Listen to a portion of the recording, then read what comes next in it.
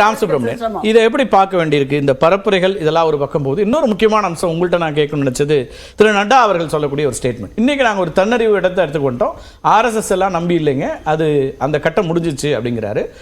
அப்புறம் இந்த வயது அப்படிங்கிறதெல்லாம் முன்வைக்கப்படுது, இதெல்லாம் எப்படி பார்க்குறீங்க? இது வயசை பொறுத்த வரைக்கும் ஆர்எஸ்எஸை பற்றி பிறகு வருகிறேன். வயசை பொறுத்த வரைக்கும் இதை இந்த ப்ராப்ளத்தை கிரியேட் பண்ணிட்டு திரு அமித்ஷா அவர்கள் தான். அதுக்கு முன்னாடி கெஜ்ரிவால் சொல்லியிருக்கலாம், அவர் ஏன்னா யார் வர போகிறான்னு. தட் இஸ் அ வெரி நியாயமான கேள்வி அது. ஏன்னா இவருக்கு இன்னொரு 1.5 வருஷத்தில் he is going to complete 75 years. 2014 Murali Manohar Joshi, Advani போன்றவர்களெல்லாம் யார் ஓரங்கட்டி அவங்களுக்கெல்லாம் வயசாக எடுத்து அந்த அப்படி எங்கே சொல்லப்பட்டதுன்னு கேட்குறாங்க. அப்படி ஒரு முடிவு சார், இதெல்லாம் ஒரு கன்வென்ஷனாக அவங்க வச்சுட்டு இருக்காங்க. ஏன்னா அவர் மட்டும் இல்லை, நம்ம அத்வானி மட்டும் இல்லை, முரளி மனோகர் ஜோஷி மட்டும் இல்லை, நம்ம முன்னாடி ஸ்பீக்கராக இருந்தாங்க அந்த மகாஜன், அந்த அம்மாவையும் எடுத்துட்டாங்க. அதே மாதிரி சின்ஹா, யஷ்வந்த் சின்ஹா அது எடுத்தாச்சு. அப்புறம் ரீட்டா பஹுகுணா அவங்களையும் எடுத்தாச்சு. ஆனந்தி பென் அவங்களையும் எடுத்த. இப்படி நீங்கள் பார்த்தீங்கன்னா இளைஞர்களுக்கு வாய்ப்பு கொடுக்கணும் சார், புதியவர்களுக்கு வாய்ப்பு கொடுக்கணும். நான் தவறு நான் சொல்லவே இல்லை. அந்த மாதிரி ஏதாவது பண்ணாங்கன்னா அதை எல்லாரும் ஃபாலோ பண்ணணும் அவசியமே கிடையாது.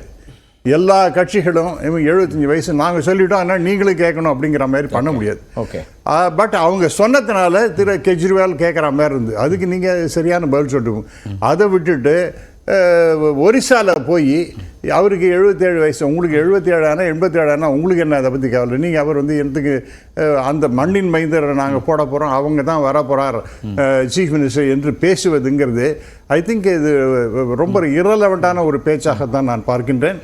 அது மட்டும் இல்லாமல் அவர் எதுக்கு நீங்கள் என்ன பண்ண போகிறீங்க இன்னும் அடுத்த? ஏன்னா பிஜேபிகிட்ட சத்தியமாக ஆன்சர்ஸ்லாம் வராது. இன்னும் 1.5 வருஷத்தில் இவர் போவார் அப்படிங்கிறத, இல்லை 2029 வரைக்கும் இவர் தான் இருப்பார் அப்படின்னு சொன்னால். ஏன்னா பிஜேபியை பொறுத்த வரைக்கும் பல விஷயங்களை பேசுவாங்க, ஆனால் எதையும் நடைமுறைக்கு வராதபடி அவங்க செய்து விடுவார்கள். அதுபோல் இந்த விஷயத்துலேயும் 75 வயசுங்கிறது இவருக்கு கொண்டு எக்ஸப்ஷன் கொடுக்கறதுங்கிறது which is not acceptable at all. ஏன்னா நீங்கள் மற்ற எவ்வளோ பேரை காவு கொடுத்துருக்கீங்க, அப்போ இவர் மட்டும் எப்படி வசதி அப்படின்னு கேட்கலாம். இது ஒரு முக்கியமான இஷ்யூ. ரெண்டாவது, இப்போ நீங்கள் ஆர்எஸ்எஸ் இல்லாமல் திரு மோடி அவர்கள் யார், அமித்ஷா அவர்கள் யார், மற்ற எல்லா முக்கியமான தலைவர்கள்லாம் யார்? வித்தவுட் ஆர்எஸ்எஸ் டெஃபினட்டாக பிஜேபி இந்த அளவுக்கு வந்திருக்க முடியாது. அதுவும் குறிப்பாக வடநாடுகளில், அதுவும் குஜராத் போன்ற இடங்கள்லாம் இந்த work of RSS something amazing. நான் பர்சனலாக நான் பார்த்துருக்கேன். அதே போல் நார்த் ஈஸ்ட் சைடெலாம் அவங்கெல்லாம் வந்ததுக்கு காரணமே ஆர்எஸ்எஸ் கடுமையான உழைப்பு. இன்னைக்கு அவங்கள ஒரு இன்னைக்கு பிஜேபி அல்லது ஆர்எஸ்எஸ் ஒரு முகமா மோடி தானே இருக்கிறாரு, பாப்புலாரிட்டி அவர்கிட்ட தான் இருக்குது. இந்தியா முழுக்க வெற்றி பெறக்கூடிய இடத்துக்கு இந்த 2 பேர் மாத்தி இருக்கிறாங்க அப்படிங்கிறாங்க. இல்ல அது ஆர்எஸ்எஸ் பொறுத்த வரைக்கும் தனி மனிதனை நம்பாதே தத்துவத்தை நம்புங்கிறது அவங்களுடைய கொள்கை. தனி எவ்வளவு பெரிய ஆளா இருந்தாலும் சரி, அதெல்லாம் இல்லை. அது இந்த துவஜத்தின் கீழ் நின்னாங்கன்னா அதுதான், அதனால தான் அப்படி கொண்டு வந்து இவர் will be the chief, be the சீஃப்னு பேரே சொல்லாம மோடி சர்க்கார் தானே சொல்றாங்க, பகவா கொடியை தான் அவங்க முன்னிறுத்தினார்கள். ஓகே, ஆனால் இவரை பொறுத்த வரைக்கும் இவர் எல்லாரையும் தாண்டி போயிட்டு இருக்காரு. அது இன்னைக்கு மட்டுமல்ல, 2014 அவர் ஆட்சிக்கு வந்ததுல இருந்த ஆர்எஸ்எஸ் கொஞ்சம் கொஞ்சமாக அவர் புறந்தள்ளி விட்டு தான், அதாவது I am the monarch of all I survey அப்படிங்கிற மாதிரி அதை டெஃபினட்டாக நான் உங்களுக்கு முன்னாடி சொன்னது போல் ஆர்எஸ்எஸ் கொள்கை அந்த தனி மனிதனை நம்பாதே தத்துவத்தை நம்புங்கிற தத்துவம் தான் முக்கியம். சரி, தனி மனுஷனை அவங்க அப்ப அந்த தத்துவத்துக்கு எதிராக இருந்தாதானே சிக்கல். அவர் அந்த தத்துவத்தை நான் எடுத்துட்டு போகக்கூடிய ஒரு ஸ்டார் கேம்பெயினரா இருக்க இல்ல முகமா இருக்க அப்படின்னு இருக்கப்போ அவங்க அதை சிக்கலா பார்க்க. இன்னும் நிறைய விஷயங்கள் ஆர்எஸ்எஸ் பிலாசபி எல்லாம் இருக்கத்தான் செய்கின்றது. அதெல்லாம் எடுத்துன்னு போறாங்களாங்கிறது அதை நான் பத்தி லிஸ்ட் அவுட் பண்ண அது நிறைய நேரம் ஆகும்.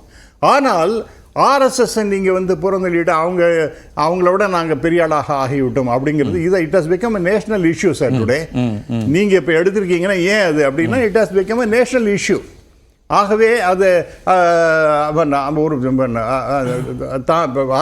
ஏற்றி விட்ட ஏணியை எட்டி உதைக்கிறதுன்னு சொல்லுவாங்க பாருங்க, அல்லது யார் உதவி செஞ்சு தூக்கி விட்டாங்களோ அந்த அப்படி இல்லையே, தன்னிறைவு அடைஞ்சிருக்கிறோம், நாங்களே மக்களை சந்திக்க முடியும், எங்களுக்கான ஒரு ஆர்கனைசேஷன் செட்டப் இருக்கு, உருவாக்கி இருக்கிறோம் அரசியல் கட்சியாக அப்படிங்கிற ஒரு பார்வையை அதை பார்க்கலையா சார்? ஒரு அடிப்படையாக நான் பல காலமாக நான் அந்த ஆர்எஸ்எஸ் இயக்கத்தோடு பயணித்து கொண்டிருப்பேன் என்பதனால அது முக்கியமாக அந்த நாக்பூருக்கு போறது, அந்த தலைவர்களுடைய இடத்திற்கு போய் மரியாதை செலுத்துவதுங்கிறது யார் வாஜ்பாய் செஞ்சார்.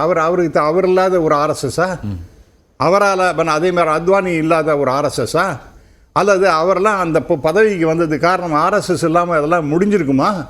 ஆனால் அதெல்லாம் ரொம்ப இக்னோர் பண்ணிவிட்டு அவங்களெல்லாம் கம்ப்ளீட்டாக ஒதுக்கி தள்ளிட்டு நானே ராஜா அப்படிங்கிற மாதிரி தன்னையே எல்லாத்துக்கும் மேலே நானே தான் இங்கே வந்து விட்டேன் அப்படிங்கிற மாதிரி பேசுவது. நான் சொன்ன போல I am the monarch of all I survey, பார்க்கும் இடமெங்கும் ஒரு நீக்கமனு நிறைகின்றவர் நான் அப்படின்னு சொல்லிட்டு அந்த மாதிரி இருக்கிறதுங்கிறது ஒரு அடாசிட்டி, அதாவது ஒரு தௌஷண்யமான ஒரு திங்கிங்காக அவருக்கு வந்துடுத்து அவர் படுத்தி கொண்டிருக்கின்றார்.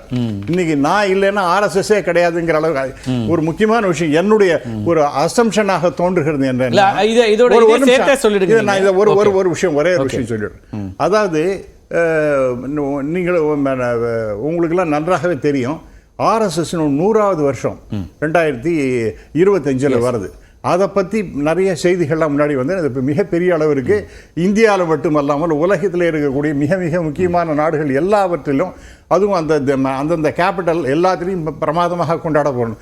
அவங்க இப்போ உயர்திரு மோகன் பகவத் அவர் சொல்லியிருக்கார், அது அப்படி அர்த்தம் இல்லை, நம்முடைய ஆர்கனைசேஷனுடைய செயல்பாடுகள் தான் பேசணுமே ஒழிய நாம நம்மளை பற்றி பேசிக்க வேண்டிய அவசியமே இல்லை. ஏன் சொல்கிறாங்கன்னா இந்த மாதிரி தகராறுலாம் வந்து கொண்டிருக்கின்றது அப்படிங்கிறது அவங்களுக்கு நன்றாக இண்டிகேஷன். அப்படிதான் புரிஞ்சுக்கணும், அப்படித்தான், தட் இஸ் அ ட்ரூத்.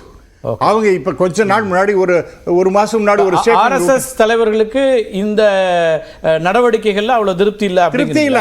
ஏன் சார், ஒரு மாசம் இது வந்து முன்னாடி ஒரு 1.5 வருஷத்துக்கு முன்னாடி மிகப்பெரிய அளவிற்கு இந்தியா முழுக்கலும் உலகம் முழுக்கலும் நம்ம நடத்த போறோம்னு சொன்னவங்க அப்படியே மாற்றி அந்த தலைவர் சொல்லுகின்றார், எங்களுடைய செயல்பாடுகள் தான் பேசணுமே வழியும் நாங்கள் பேச முடியாது, அதை வந்து டாம் பண்ணிக்கணும், அதுக்காக ஒரு பெரிய விழாலாம் கொண்டாட வேண்டிய அவசியம். ஆர்எஸ்எஸ் நூற்றாண்டின் போது ஒட்டுமொத்த இந்தியாவிலும் எங்களுடைய ஆட்சி இருக்கணும், பிஜேபி ஆட்சி இருக்கணும், அதுதான் நாங்கள் விரும்பக்கூடியதுன்னு ஒரு தீர்மானத்தில் தானே அரசியல் கட்சியா பிஜேபி வேலை பண்ணுது. அப்ப என்ன எங்க வித்தியாசம் வருது, எங்க அவங்க டிஃபரன்ஸ் உருவாயிருக்கு? அதுதான் ஆர்எஸ்எஸ் நீங்க ஒதுக்கி தள்ளி விட்டு சார் நான் கேட்கிறேன், நீங்க ஒரு பெரிய பெரிய ஆளாக வளர்ந்து விட்டாலும் கூட நீங்கள் படித்த யூனிவர்சிட்டி, உங்களுடைய பேராசிரியர்கள், நீங்கள் வேலை செய்த நிறுவனங்கள், இவையெல்லாம் எந்த அளவுக்கு உங்களை உயர்த்தி இருக்கிறன்னு பார்க்கணும்.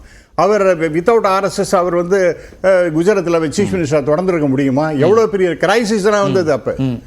அந்த சமயத்தில் RSS stood for mister Modi. ஆக எல்லா இடத்துலையும் அவர் வந்து செய்யறதுங்கிறது, அதாவது இக்னோர் பண்ணுறது, நானே தான் ரொம்ப பெரிய ஆளு. அதோட தொடர்ச்சியா இந்த ஸ்டேட்மெண்ட்டையும் உங்கள்கிட்ட இருந்து புரிஞ்சுக்க விரும்புறேன். I am convinced I am not born biologically, getting this energy as God sent me to do this work அப்படின்ற ஒரு சார் இது வந்து ஒரு அவருடைய எந்த அளவிற்கு அவருக்கு தன்னை பற்றி ரொம்ப பெரிய அளவிற்கு, அதாவது கடவுளுக்கு நிகரானவனாக தன்னையே காட்டிக்கொள்வதுங்கிறது ரொம்ப பயங்கரமான ஒரு பேச்சாக இருக்குது சார். இது எலெக்ஷன் சமயம் மட்டுமாக இருப்பதாக தெரியல, அவர் இயல்பாகவே அவருடைய மனசில் மிகப்பெரிய கோளாறு ஏற்பட்டிருக்கின்றது என்று நான் கருதுகிறேன். என்னன்னா, அம்மா இறந்த பிறகு நான் வந்து பயாலஜிக்கலாக பிறந்திருக்க முடியாது, கடவுளாக என்ன அனுப்பியிருக்காரு, அவர் என்ன தேவதூதனா அல்லது கிருஷ்ணன் ராமன் மாதிரி அவதார புருஷனா? யாரவர் கடவுள் விரும்பக்கூடிய விஷயங்களை செய்வதற்கான ஒருவராக நான் ஒரே மிஸ்டர் கார்த்திகே செல்வன், நான் உங்களை கேட்கிறேன், நீங்க இந்த உலகத்தில் பிறந்து ஏதோ ஒரு பர்பஸுக்காக நீ உங்களை இந்த உலகத்திற்கு இறைவன் அனுப்பி, அப்படிதான் நாம பேசுவோம். என்ன ஏதோ அனுப்பியிருக்காரு, அவரை அனுப்பினது ஏதோ காரணத்துக்காக, நாமெல்லாம் ஏதோ கடமைகள் செய்ய வேண்டும் அப்படிங்கிறது தான் நமக்கு இயல்பாக ஒரு பண்பாக இருக்கும். ஒரு அமைதியான சொல்றாரு. அப்படி இல்லை, அப்படி அல்ல. அம்மா போன பிறகு தான் ரியலைஸ் பண்ணேன், கடவுள் என்ன வந்து பயாலஜிக்கல் அப்ப அம்மா இல்ல, அம்மா அன்னையும் பிதாவும் முன்னறி தெய்வங்கிறது பேசுங்கிறது என்ன சார் அர்த்தம்? அப்ப you just ignore your mother, your father, நான் தான் மிகப்பெரிய அளவிற்கு எல்லாருக்கும் உயர்ந்தவன், கடவுளுக்கு நிகரான். அப்புறம் காங்கிரஸ் நண்பர் பேசினது போல ஒரு கடவுளுக்கு இவர் தான் கடவுள். சம்பித் மித்ராவோட சொல்றீங்க. ஆமா. அவர் பூரி ஜெகநாத பத்தி பூரி ஜெகநாதரே இவருடைய பக்தராக எந்த அளவுக்கு டங்குன்னு சொல்லிட்டாரு. இதைத்தான் மாற்றிக்கொண்டேன், அதுக்கு வருத்தம் தெரிவிக்கிறார் அவரு. இல்ல சார், இதுதான் சார் மறுபடியும் வரப்போகுது. இது வந்து இன்னைக்கு மோடி சொல்லிட்டார் இல்லையா, நான் இன்னைக்கு நிறைய சோஷியல் மீடியாவில் பார்க்குறேன், ஆர்எஸ்எஸ் இது மாதிரி இது பிஜேபி சார்ந்தவர்கள்லாம் செம்சாகிரிஸ்லாம் இருக்காங்க இல்லையா, அவங்கெல்லாம் என்ன எழுதுறாங்கன்னா அவன் கரெக்டாக அசஸ் பண்ணியிருக்காரு. நீங்க என்ன சொன்னீங்கன்னு அந்த வார்த்தைக்கு எனக்கு மீனிங் கடந்து போயிட்டீங்க. சரி, இல்ல அதாவது பிஜேபியை எப்பவுமே பொழுது பேசுகின்றவர். ஓகே, அப்படி இருக்கிறவங்க என்ன பண்ணியிருக்காங்கன்னா அந்த மாதிரி நிறைய பேர் எழுதியிருக்காங்க. அவங்க என்ன எழுதுறாங்கன்னா அவர் கரெக்டாக எவ்வளோ பாருங்க சார், எவ்வளவு தீர்க்க தரிசனமாக அவர் தன்னுடைய பிறப்பினுடைய ரகசியத்தை வெளிப்படுத்தி இருக்கின்றார். அக்கிரமமா இருக்கு சார், ரொம்ப இது அதீதமா இருக்கு இந்த பேச்சு. அப்படிங்க அநியாயம் அக்கிரமம். நான் ஸ்ரீராம் யாருமே எப்படி எடுத்துக்கொண்டா அவர் ஒரு அவதார புருஷன் தான். எப்படி எத்தனையோ பார்த்தாச்சு. 100 கோடி. நான் நண்பரே, உங்களுக்கு நல்லா தெரியும் கார்த்திகை செல்வன், உங்களுக்கு நான் ஒன்னே சொல்றேன், உங்களுக்கு கடவுள் விஷயங்கள்லாம் பத்தி கூட நன்றா தெரியும். 100 கோடி பிரமர் நுங்கினர், 6 கோடி நாராயணர் அங்கனே, 7 கங்கை மண் எண்ணில் இந்திரர், ஈரில்லாதவன் ஈசன் ஒருவன், இறைவன் ஒத்தன் தான், அவனுக்கு நான் தான் அவதார புருஷன், நான் இவனை அனுப்பினேன் அவனை அனுப்பிங்கிற பேசுங்கிறது ரொம்ப அதாவது எந்த நியாயமான பேச்சு சிந்தனை உள்ளவனுக்கு ஏற்றுக்கொள்ளவே முடியாத ஒரு ஸ்டேட்மெண்ட் அது. அவதார புருஷன் அதோட மீனிங் என்ன, அது நான் புரிஞ்சுக்கணுமா? அது ஒரு பீரியட்ல சில தலைவர்கள் இப்படி எமர்ஜ் பண்ணுவாங்க. பேராசிரியர் ராஜலட்சுமி கிட்ட என்னுடைய விளக்கத்துக்காக நான் கேட்கிறேன், இதே மாதிரியான ஒரு வார்த்தையை வேறு ஒரு கட்சியினுடைய தலைவருக்கு சொன்னா நீங்க என்ன ரியாக்ட் பண்ணுவீங்க? Yes, exactly. அதாவது இவர் இந்த நாட்டில் ஆகச்சிறந்தவர். நிறைய பேர் அவங்க கட்சி தலைவர் அவங்க நம்புறாங்க, அவர் தான் இந்த நாட்டுக்கு எல்லாம் செய்ய போறாரு, மக்களுக்கு செய்ய போறாரு, மக்களுக்கான நல்ல திட்டங்களை நலன்களை செய்ய போறாரு, அல்லது இறை நம்பிக்கை இருக்கிறவங்க இறைவன் என்ன படித்திருக்கிறாரோ அதை செய்ய போறார் அப்படின்லாம் சொல்லக்கூடியவங்க யாராவது ஒருத்தர் இவர் அவதார புருஷர் அப்படின்னு சொல்லிட்டா பிஜேபி ரியாக்ஷன் என்ன? நிச்சயமாக இந்த அளவுக்கு மோடி அளவுக்கு செய்யுதா? நானும் சொல்றேன், காந்தியோ சந்திரகுப்த மௌரியரோ ஒரு இந்தியாவுக்கு கிடைச்ச அவதார புருஷர், அதே மாதிரி மோடியும் ஒரு அவதார புருஷர். அதுல வந்து எந்த சந்தேகமும் கிடையாது. இன்னைக்கு கிடையாது, 10 வருஷம் கழிச்சு சொல்லுங்க, 15 வருஷம் ஒரு மோடிஜி தான் இன்னைக்கு வந்து. அதே நான் என்ன சொல்றேன், இந்தியாவின் வளர்ச்சிக்கு முக்கியமான ஒரு தலைவர், இந்தியாவை வளர்த்தெடுத்த சிற்பி, என்ன வேணா சொல்லுங்க, அவதார புருஷர் மிகப்பெரிய ஒரு வார்த்தையா இல்லையா? நம்ம மன்மோகன் சிங்கை சொல்லலாம். சரி, நீங்க வந்து இந்த பிளானிங், ரைட், ஓகே, அது உங்க உரிமை.